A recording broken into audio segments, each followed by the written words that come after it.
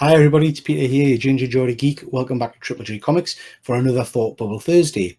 So as you know, each week I'm doing a little video about my thoughts and views on Thought Bubble, which is a big convention here in the UK. I've been doing a few videos of this, so please do check them out. I'll put the link up here for some of the other ones. And basically each week we're talking about either what I've bought, what sketch covers I've had done, or what signings I've had. And this week we're focusing on James Tynion. James Tynion's an American writer who studied under Scott Snyder, and after an advertisement, Scott asked James to co-write the backup features for the new 52 relaunch of Batman, in the midst of the acclaimed Night of Owls comic book storyline, which is a superb storyline. James went on to write various Batman tales and spin-offs, and also did the series Talon. In 2014, James was named as one of the head writers of Batman Eternal, a weekly Batman series, which was designed to explore the cast of Gotham City. He also, around the same time, launched his own original series, The Woods, for Boom Studios, and he became the head writer of Batman from issue 86 onwards. During his run, he's created some phenomenal stories and some amazing characters, most notably Punchline, Miracle Molly, and others. More recently, he's struck absolute gold with the incredible Something is Killing the Children, with Department of Truth, and with my favourite book, The Nice House on the Lake. James' work is absolutely spectacular, and in my view, he's one of the best writers currently working in the comic book field.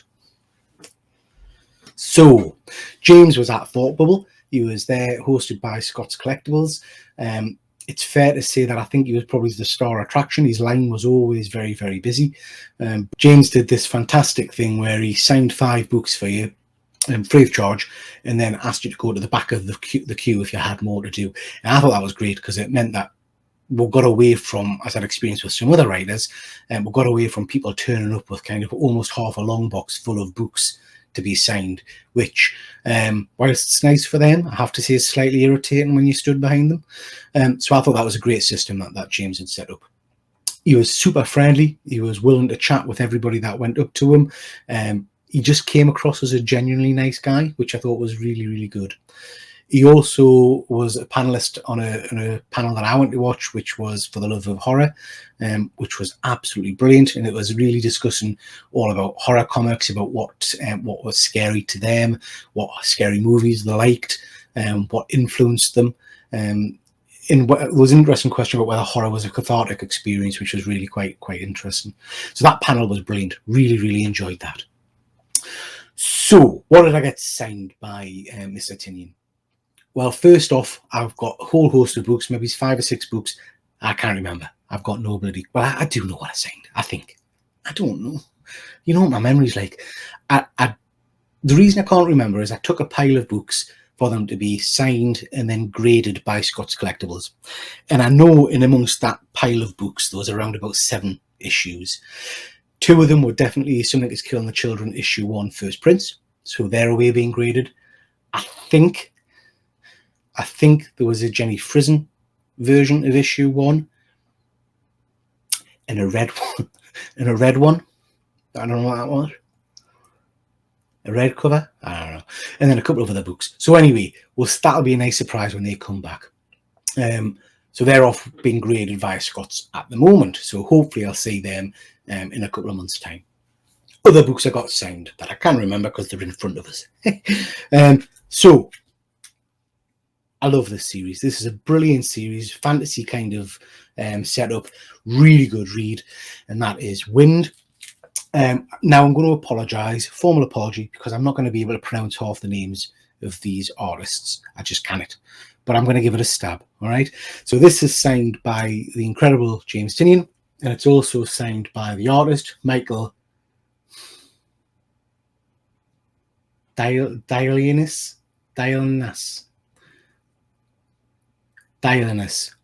Michael.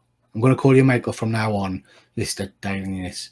And I do apologise because your work is phenomenal. But there we are. We'll have Wind, number 1, signed by James and signed by Michael. Brilliant series. Really recommend you pick that up. I loved it. Right up my tree. Up my tree? Up my street? One of those. I got 2 copies of that because I love it. like the rest of the creators that are at Thought Bubble, when you went to the table, they always asked, is this for your personal collection, or are you going to get them graded? And if you said you're getting them graded, there was a little charge. I don't know what it was for Mr. Tynion, but there was a little charge if you're getting them graded. These are for my personal collection. If I'm honest, at some point might I send them off, I don't know, but at the moment these are just staying ungraded. And I would say James has got a lovely signature as well. Excellent, very nice. Now, I love this. This is a series that I've been picking up monthly. It's an incredible read, really, really interesting. And that is Nice House on the Lake. Again, signed by James Tynion, and also signed by the artist, and I'm sorry, Alvaro Bueno. I'm going to go with Bueno. Is that a chocolate bar? I'm not sure. Anyway, superb series, really, really good read, atmospheric, quite creepy, brilliant art. Slightly disappointed because it wasn't until I got back that on the last day of the convention, I asked for Mr. Bueno to do as a sketch cover, which is going to say GC to be graded, which I'll show you when it comes back, because his art is phenomenal. But it wasn't until the end of the convention, I realised that he also does remarks of the main character, the main bad guy in this series. Is he a bad guy? We don't know, do we? Anyway, the main guy in this with his face all twisted. I've seen some remarks that he's done at the convention. I could have had them done, but I missed them. I just didn't realise. So slightly gutted about that, but I will take these back if he's there next year and get the remarks done on them. So I got a copy of that, and I got a second copy because I love it. I also got some of the variant covers done, again signed by the writer and the artist. I got those covers done, the blue and the pink. I just think the artwork on them is brilliant. So I love that. Now this is a series I haven't read yet, but I will try and pick up the trade paperback. And this is The Woods, so signed by Mr. Tynion and also signed by Michael, not seeing his surname. So yeah, The Woods, number 1.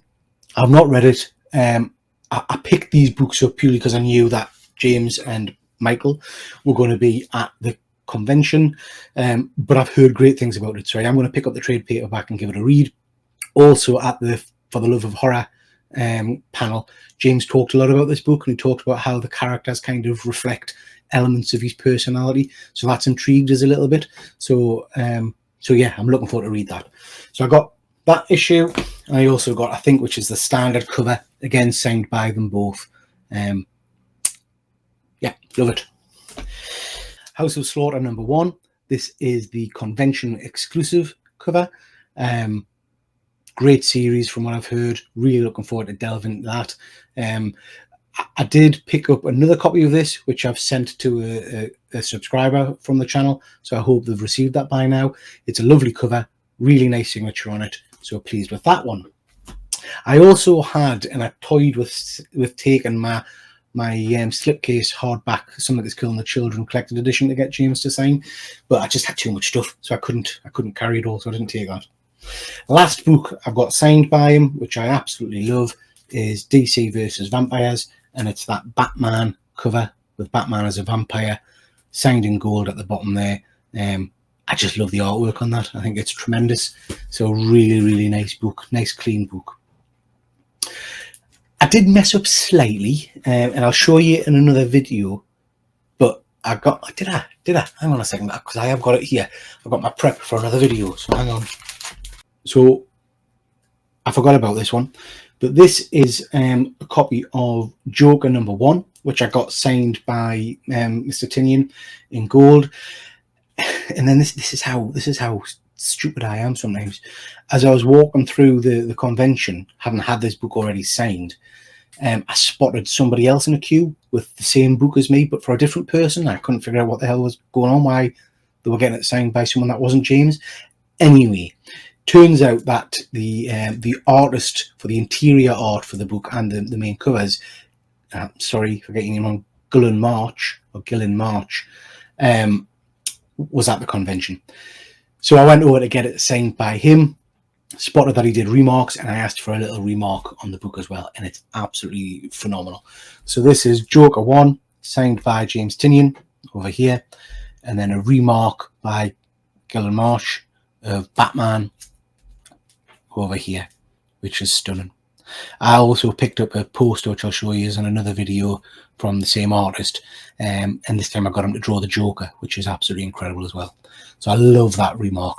I think that's superb. So yeah, nice book, Joker #1, signed by Mr. Tynion, with a remark by Cullen March. Okie dokie, that's your whack. So that's all my stuff signed by James Tynion, other than the stuff that's away with Scott's at the moment being graded. I'll show you that in a separate video in the future. Let us know what you're thinking of these videos. Please, if you enjoy my content, like and subscribe, and I'll catch you next time. Take care.